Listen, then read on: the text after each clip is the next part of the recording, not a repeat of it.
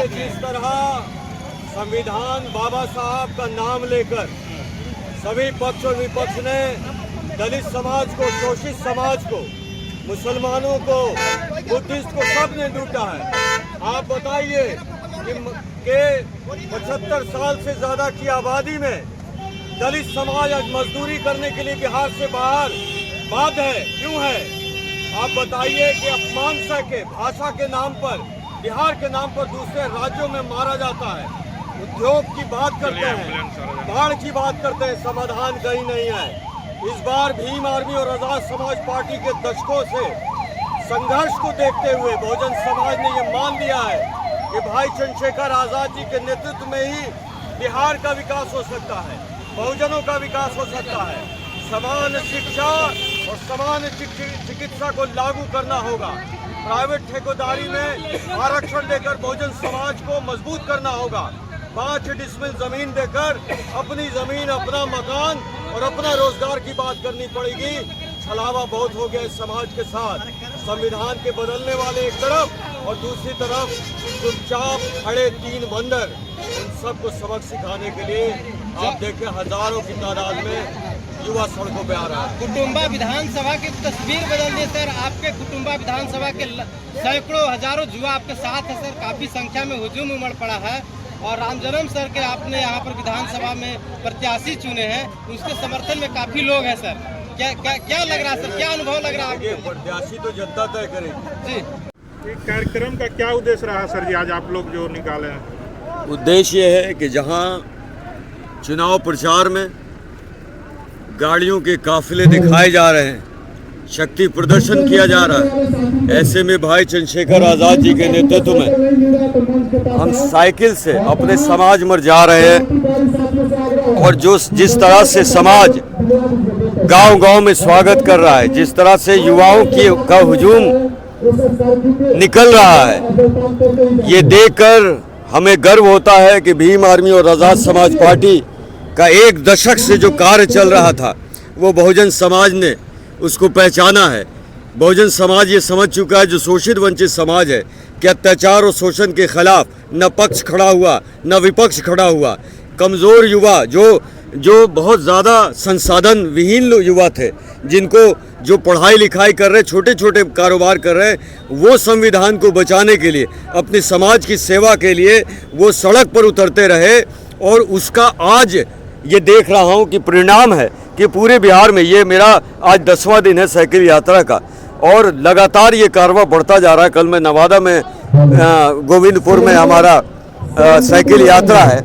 आप सोचिए कि बिहार में अगर बदलाव चाहिए, रोजगार और शिक्षा चाहिए, तो आज़ाद समाज पार्टी भाई चंद्रशेखर आज़ाद जी के नेतृत्व में पूरी मजबूती से काम कर रही है। और मुझे उम्मीद है कि गुजरात के भी जो चाणक्य हैं वो इस बार फेल हो जाएंगे। ये बताइए सर जी कि विधानसभा में क्या इस बार बदलाव होगी? बदलाव की हवा तो चल गई है। देखिए मौसम भी बदल गया। हम धूप में चले थे लेकिन मौसम बदल गया, ये मौसम भी इशारा कर रहा है। और हमने तो कहा है कि सबसे पहले आस्तीन के सांप को ढूंढो, जिन्होंने आपकी उन्नति रोक रखी है, जिन्होंने आपकी आवाज़ नहीं उठाई, जिन्होंने आपके शिक्षा पे ध्यान नहीं दिया, जिसने आपके रोजगार पे, आपके अस्पताल पे ध्यान नहीं दिया। ऐसे व्यक्ति को समाज से बाहर निकालना चाहिए, उनको सत्ता से बाहर निकालना चाहिए, उनको हराना ही नहीं, जमानत जब्त करना चाहिए ऐसे लोगों में। अब बहुजन समाज को विचारधारा की ज़रूरत है और ऐसे लोगों को की ज़रूरत है जिस तरह से भाई चंद्रशेखर आज़ाद जी ने बिहार के सभी बहुजनों की आवाज़ पार्लियामेंट में उठाई। यहाँ तक कि उनको बोलने नहीं दिया गया तो तख्ती उठाकर वो पार्लियामेंट के बाहर खड़े रहे।